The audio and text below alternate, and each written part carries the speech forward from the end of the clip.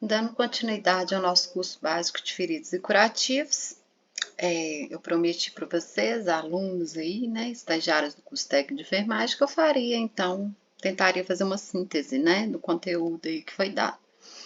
E aí a gente viu algumas matérias aí dentro da teoria, né, de feridas, anatomia, físio, fases da cicatrização, aspectos, né, que interferem nesse processo. Então a gente parou na patologia, tá, dessas lesões. A gente tá tendo aula prática também, né? Não esquecer amanhã levar então bermuda, se puder, para trocar lá, tá? Pra gente fazer simulações e tudo. Bem, o que é uma ferida, né? Uma ferida nada é mais que uma lesão, né? É uma lesão que ocorre aí a perda da continuidade da pele. E essa lesão, o objetivo principal que a gente quer, né, ao tratar uma ferida, sempre é o de cicatrizar a ferida, no menor tempo possível, tá? E aí a gente não tem como falar de curativo sem os princípios básicos aí, né, sem estudar o básico aí da anatomia e fisiologia. Então, a nossa pele aí é uma figura, né, que retrata um pedaço, né, de uma pele, ou seja, um corte histológico, no qual visualiza-se então a epiderme, derme e as glândulas sudoríparas. A nossa pele é o maior órgão do corpo humano, né, vocês sabem, e é formada aí por esses componentes, né? Lembrando que ela serve aí para uma barreira física de proteção, termorregulação, né, metabolismo, por exemplo, de vitamina D. E aí a gente tem então a epiderme, a derme e o tecido subcutâneo, ou a hipoderme, como falam. Aqui a gente visualiza que na derme, exatamente ali já começa esse processo que a gente precisa. Principalmente vocês vão ver na fase de maturação, né, de reparação tecidual, que é a produção o quê? Onde que tem o quê? Colágeno, tá? Ali no tecido conjuntivo. A última estratificação ali, né? A última parte da pele, a hipoderme, a gente visualiza então músculos, tendões, ligamentos, ossos. Então tem algumas feridas que pegam toda a camada da pele, até a hipoderme. Outras só a epiderme, outras só a derme, até a derme. E aí, para retratar melhor para vocês, coloquei uma úlcera por pressão estágio 1 que tá pegando ali só a epiderme. Aqui é uma úlcera estágio 2, tá?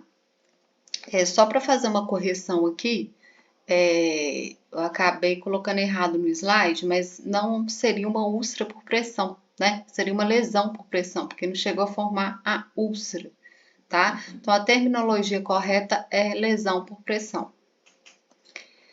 Aqui é uma lesão por pressão estágio 2, tá? Aqui é uma úlcera por pressão estágio 3, ou seja, já pega as camadas mais internas, né, da pele. E aqui já é uma úlcera por pressão estágio o quê? 4, no qual acomete então o nosso tecido, né, de uma forma mais intensa, até a hipoderme.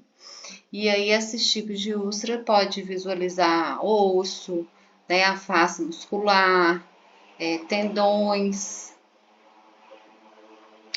E existe uma nova classificação, né, dentro dessas que eu falei, que chama lesão por pressão não classificável. É quando tem esse tecido necrótico, né, há a perda da pele em sua espessura total, há a perda de sular, a qual a extensão do dano não pode ser confirmada. Por quê?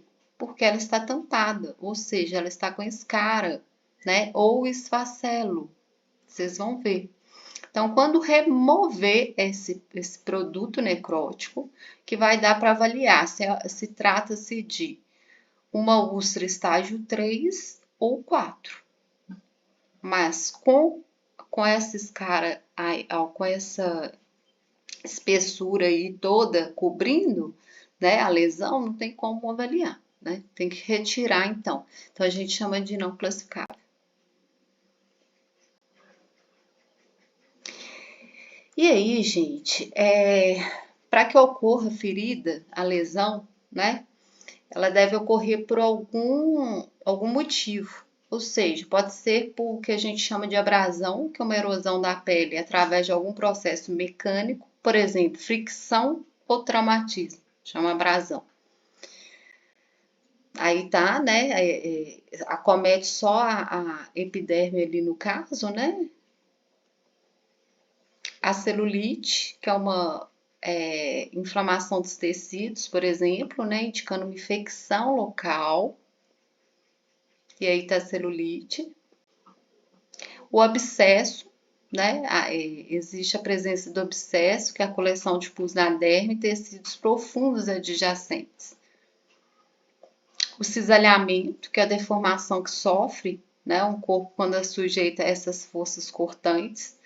No caso do cisalhamento, para ficar de melhor compreensão, eu dei o exemplo, por exemplo, o paciente está no leito e aí você pega o lençol e puxa o lençol, né? Então há uma força contrária ali, né?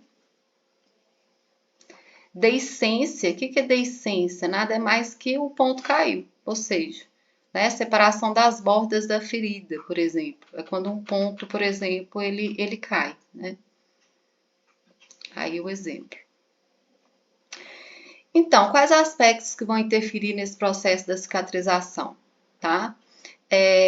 No idoso, a idade, né? Interfere a idade, então. Por quê? Porque a hipoderme, ela vai diminuir de tamanho, tá? Com o passar da idade. Qualquer patologia que comprometa a espessura, né? A pele vai ser um aspecto que vai contribuir para não cicatrizar, né? A nutrição, ou seja, a pessoa que é desnutrida é um fator de risco.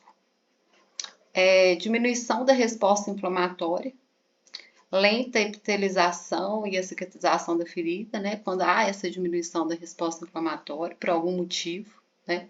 Seja pelo uso de medicação, seja pela idade, né? Maior fixação entre a epiderme e a derme, no caso do idoso, condição clínica e polifarmácia em idosos. O que é isso? Idosos tomam muito remédios, né? E tem as patologias de base aí também. Alterações relacionadas à idade, igual eu falei, né? E a perda também, né, da elasticidade, dada a diminuição do colágeno e tudo. Aqui é um artigo científico, né, de um caso aí, de um idoso de 80 e poucos anos, que foi, no caso, identificado diagnósticos de enfermagem relacionados à situação clínica desse paciente, né, e foi comprovado que o que pode caracterizar, né, influenciar, na verdade, o processo da cicatrização ali da ferida é sono alterado, dor intermitente, comprometimento dos autocuidados, entre outros. Então, a avaliação inicial inclui, né, informações que a gente deve prestar muita atenção, a gente deve detalhar sim, porque que faz toda a diferença na hora do plano terapêutico, como antecedentes pessoais cirúrgicos, tratamentos anteriores e diagnósticos relevantes. Aqui está a fase da cicatrização, tá? Existe uma fase, né? Todo um processo até a cicatrização dessa ferida. Então, a gente chama de hemostase. É a fase que você se fere ali, né? Você tem um ferimento e aí esse ferimento ele começa a ter a produção ali, né? Da fase de coagulativa, ou seja, até formar o tampão, né, do coágulo, para impedir então uma hemorragia, né? Imagina se a gente não tivesse esse processo, como que seria? Toda ferida, né, a gente iria sangrar. Depois dessa fase, a fase de inflamação, onde que a gente tem aí, né, macrófagos, fibroblastos, né, células de inflamação ali, e principalmente o processo aí, né, das nossas células de defesa nesse ambiente, para que haja, né, a proliferação aí de novas células, mas sem o processo aqui de infecção, né? Então a inflamação é um processo aí que pode dar edema, né, e tudo mais, tá? A fase de proliferação, então, o nome mesmo fala, né, proliferação, ou seja, proliferando células, fase que a gente vê, por exemplo, tecidos novos, né, fibrosos, de granulação, aqui para preparar para fechamento, para a cicatrização, para a fase de maturação. Nessa fase de maturação já é a produção de queijo colágeno, né, de células que vão dar o quê? Todo o apoio aí para o fechamento e cicatrização aí, né, dessa lesão. E aí, nós aprofundamos mais um pouco, mas é mostrado, por exemplo, né, algumas etapas, inclusive tem a cascata de coagulação, né, que é bem mais complexa, que não cabe aqui, mas a gente faz uma vasoconstrição, né, o organismo faz para que não ocorra esse processo aí de hemorragia, né, de sangramento intenso, e para que ocorra, então, redes que vão proteger, né, que são até formar o nosso coágulo, tá? Então, nada mais que um conjunto, né, de fibrinhas, de tudo mais ali, para formar o tampão. Então,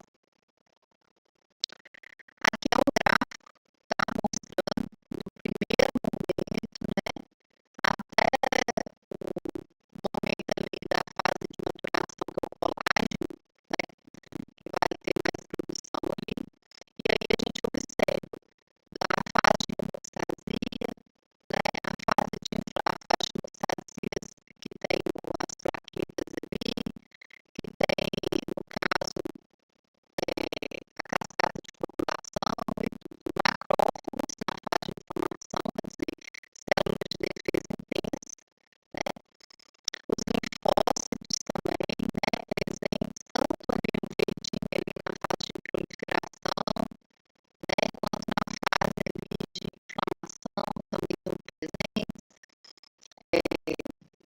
E aí esse remodelamento ou fase de maturação, como é chamada, é o azulzinho, né? E aí observa-se então que há um aumento então, de colágeno nessa última fase, que é a de remodelamento, porque nas outras fases, colágeno, por exemplo, na fase de inflamação está baixo, está vermelho embaixo, é isso. E aí, em torno de 21 dias, então, uma ferida, né, comum, normal e tudo, sem problemas, cicatriza sem dor e leve e tudo, né, a ferida como aqui são os principais sinais, né, do processo inflamatório, da fase inflamatória. E aí alguns autores falam sinais cardiais, né, calma e corpo, ou seja, tem ação direta com o fenômeno vascular, com a vasodilatação, tá?